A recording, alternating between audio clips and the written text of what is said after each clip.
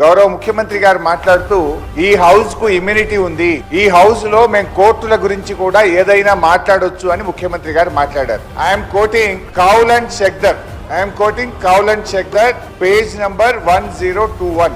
ముఖ్యమంత్రి గారు ఏమన్నారంటే, మేము ఈ 10 మంది ఎమ్మెల్యేలు డిస్క్వాలిఫై కారు, అది గతంలో కాలేదు, ఇప్పుడు కూడా కారు అంటే నేను వెంటనే ఇక్కడ నుంచి సుప్రీంకోర్టులో ఉన్న మ్యాటర్ను మీరు ఎట్లా మాట్లాడతారంటే, మాకు ఇమ్యూనిటీ ఉంది, మేము ఏదైనా మాట్లాడవచ్చు ఈ సభలో లోపల మాట్లాడతామన్నారు. అధ్యక్ష, page number 1021, discussion on sub జుడిస్ matter, members cannot refer to any matter of fact on which a judicial decision is pending.